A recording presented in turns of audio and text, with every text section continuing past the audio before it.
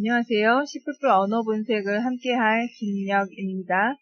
이번 시간에는 우리 C++ 언어 분석이 이제 어떻게 이루어질 것인가 전반적인 그 개요에 대해서 한번 살펴보겠습니다. 그래서 우리 C++ 언어 분석을 통해서 무엇을 배울 것인가, 그리고 C++ 언어 분석 책이 어떻게 구성되어 있는지 그런 내용을 한번 살펴보고요. 그리고 그냥 C++를 배워보겠다 이런 것보다는 C++를 배워서 무엇을 할 것인지 이걸 정해놓고 공부를 하기 시작하면은 여러분이 좀 더 C++를 배우는 목표가 확실하니까 어떤 그런 흔들림 없이 C++를 더 열심히 할 수 있을 것 같아요. 그래서 C++를 배운 다음에 여러분이 작성하고 싶은 그런 프로그램을 한번 정하는 그런 시간을 한번 가져볼까 합니다. C++ 언어 분석은 우리 이제 말 그대로 우리 모두 알고 있죠? 예, C++이라는 컴퓨터 언어를 배워보는 거죠. 근데 C++ 컴퓨터 언어를 배운다라고 하는 것이 C++의 기본 문법을 배우는 것이 아니고요. C++를 이용한 프로그래밍 작업을 하는 거예요. 우리 컴퓨터 언어를 배운다라고 하는 것은 바로 이러한 프로그래밍 작업이 함께 진행되는 겁니다. 프로그램이라고 하는 것은 우리 사람이 생각하고 있는 사고 방식을 컴퓨터한테 전달하는 거죠. 어떠한 문제가 발생을 했어요. 그러면 이 문제를 해결하기 위해서 우리 사람들은 나름대로 각자의 방식대로 문제를 해결하는 방법을 가지고 있잖아요. 바로 그것을 컴퓨터 언어로 우리가 만들어 놓는 것이 프로그래밍 작업입니다. 그래서 프로그래밍을 할 때 주의할 거는 내가 지금 사용하고 있는 컴퓨터 언어가 어떠한 것을 목표로 만들어졌는가, 즉 C++이라는 컴퓨터 언어를 사용한다라고 하면은 C++이라는 컴퓨터 언어의 특징에 맞게끔 프로그래밍을 작성하는 게 가장 중요합니다. 내가 C 언어를 사용한다라고 합시다. C 언어는 구조적 프로그래밍을 목적으로 만들어진 언어예요. 그래서 C++로 프로그램을 짤 때는 구조적 방식으로 프로그램을 짜야 되는 거고, C++은 객체지향 프로그래밍을 목적으로 만들어진 언어입니다. 그러면 우리가 객체지향이 뭔지 알아야겠죠? 그리고 객체지향 방식으로 프로그램을 짜야 합니다. 객체지향은 우리가 이제 뒤에 가서 배울 텐데요. 사람의 실세계를 컴퓨터로 옮겨놓은 거라고 생각하시면 됩니다. 정말 매력적이고 흥미진진한 일이죠? 객체지향이라는 개념을 아마 여러분이 이제 1장, 2장, 3장 이렇게 이제 진행되면서 객체지향에 대한 개념을 확실히 알게 되면은 점점 더 그 매력에 빠져들 겁니다. 기대하고 준비하세요. 그리고 이제 C++를 이용을 해서 우리가 다양한 프로그램 실습을 할 거예요. 그 이유는 프로그래밍이라고 하는 수업이 우리 책에 중얼중얼 어떤 내용이 있어요. C++은 무엇로 이루어져 있고 C++에서 사용하는 명령어는 무엇이고 그 내용을 우리가 그냥 이렇게 눈으로 이렇게 읽느냐? 이건 안 됩니다. 프로그래밍은 반드시 직접 컴퓨터로 프로그램을 입력하고 컴파일하고 실행해봐서 에러가 발생하면은 그 에러 메시지가 무엇이고 에러가 왜 발생했는가 이런 걸 찾아보고 이렇게 프로그램 코드를 직접 손으로 다 입력하고 실행해 봐야지만 정말 내 것이 될 수 있어요.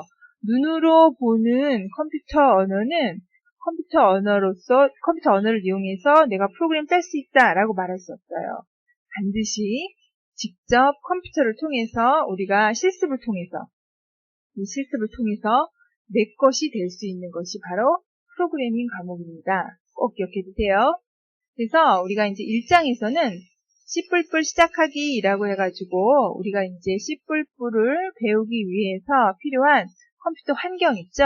네, 컴퓨터 우리 실습 환경들, 그 실습 환경을 마련하는 작업을 1장에서 할 거예요. 매우 중요하겠죠? 왜냐면 1장이 제대로 되어야지만 2장, 3장 배우면서 우리가 이제 책에 나온 그리고 연습문제에 나온 그런 프로그램들을 직접 해볼 수가 있는 거예요. 그리고 이제 2장에서는 우리가 C++를 배우는 데 있어서 C++에서는 어떠한 자료를 다루고 그 자료를 어떻게 처리하는가, 그 자료형과 연산제에 대해서 배울 겁니다. 그리고 프로그램을 작성하다 보면은 딱 주어진 하나만 수행하는 것이 아니고 여러 가지 상황을 다 만들어 놓고 그 중에서 적합한 걸 선택해서 쓸 수 있게끔 해주는 바로 이런 조건문, 명령문이 있어요. 주어진 조건에 만족하는 명령문을 선택할 수 있게끔 해주는 거죠. 그리고 반복문은 우리 프로그래머가 코딩할 때 작업을 훨씬 편리하게 할 수 있게끔 도와줘요. 예를 들어서 어떤 하나의 명령을 10번 해야 돼. 그럼 10번을 내가 다 써야 되느냐? 그러지 않아도 된다는 거죠. 한 번 쓰고 10번 반복하여라 라고 하면 되는 거예요.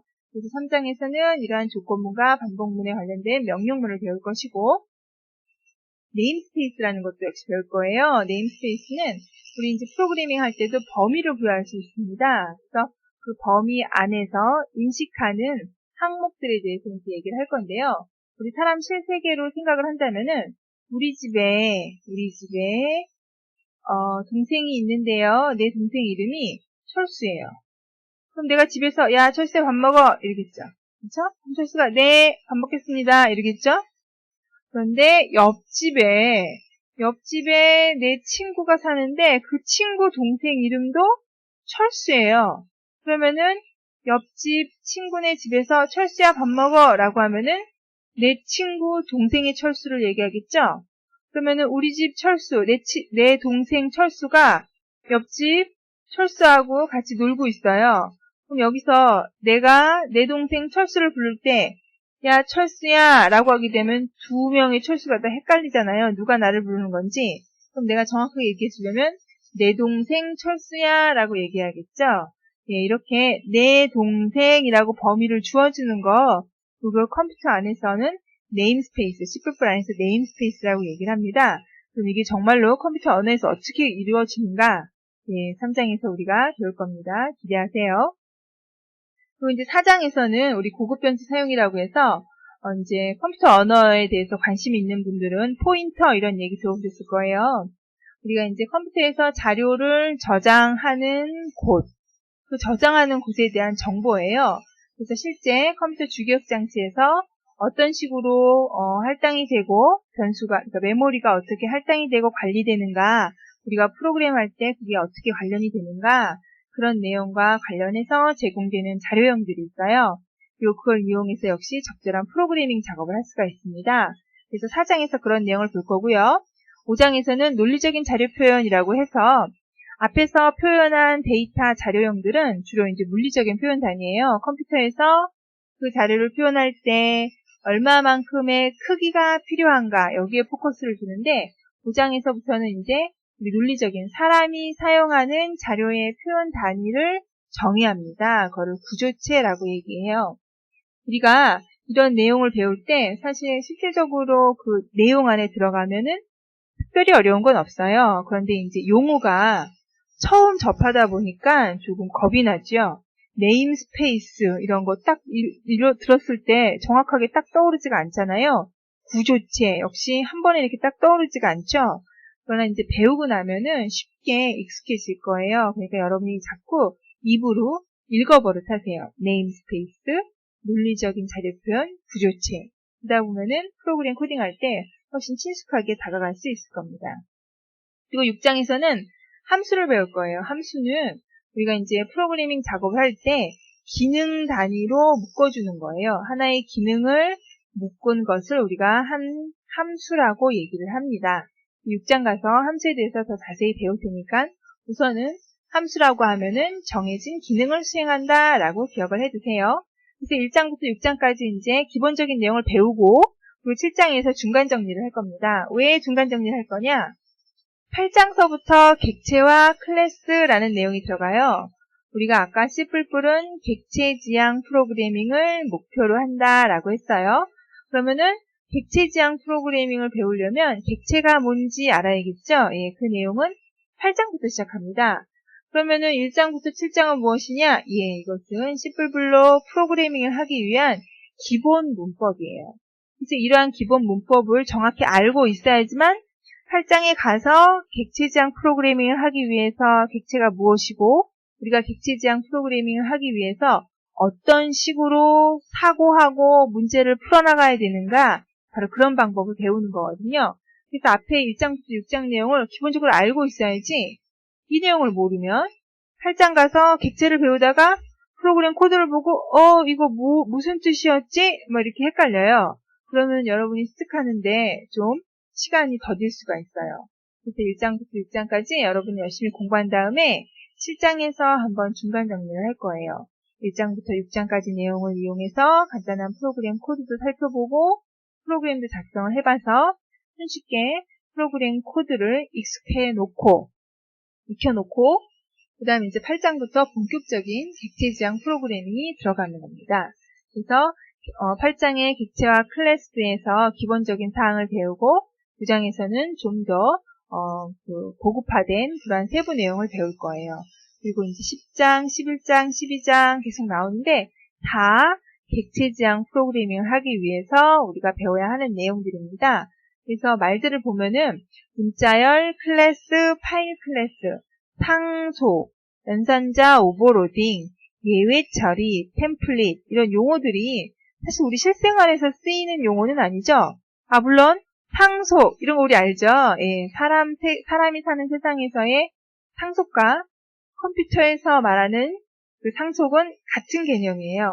과연 어떻게 컴퓨터 언어로 얘가 표현이 될지 기대해 주세요. 그래서 객체 지향 프로그램을 하기 위해서 우리가 알아둬야 하는 것이 객체가 무엇인가, 클래스가 무엇인가 이런 용어도 알고 용어에 대한 정의, 실제 프로그램 코드로 우리가 적용할 줄 알아야 되고요.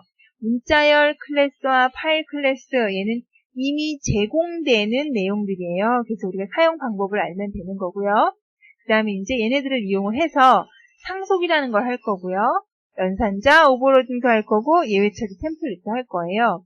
그래서 8장부터 15장은 본격적인 C++ 객체 지향 프로그래밍을 하기 위한 개념, 프로그램 코드, 어떻게 작성하는가 이런 걸 다 배울 겁니다. 예, 기대하시고 우리 C++ 1장부터 시작할 때 그 실습하는 환경 잘 만들어 놓고 이제 시작을 해보지요. 그러면 이러한 C++를 이제 다 배운 다음에 여러분은 어떤 것을 하고 싶나요? C++를 배우는 여러분 나름대로의 목표가 있었으면 좋겠어요. 그냥 단지 책 한 권을 끝내겠다라는 게 아니고 이 책 한 권을 다 끝내고 나는 무엇을 할 것인가 그거를 정하자라는 거죠. 그래서 여러분 나름대로 C++를 다 배우고 나서 작성하고 싶은 프로그램을 한번 정해보게요. 나는 요즘 우리 스마트폰에 보면 일정 관리 프로그램들 그런 거 있죠. 그런 일정 관리 프로그램을 한번 작성을 해보겠다. 아니면은 도서 관리 프로그램을 작성해보겠다. 이런 식으로 여러분 나름대로 원하는 것을 한번 이렇게 마음속으로만 하지 말고 직접 종이에다가 적어서 아니면 포스트잇 같은 데다가 적어가지고 우리 그 C++ 언어 분석 앞에다 딱 붙여놓으세요. 그리고 나중에 다 끝났을 때 바로 다시 앞으로 펴서 여러분이 지금 메모에 놓은 그 문제를 풀어보는 겁니다. 자, 그러면은 여러분 우리 1장부터 이제 처음부터 시작할 거니까 목표를 꼼꼼히 잘 정하고 1장 시작해 봅시다.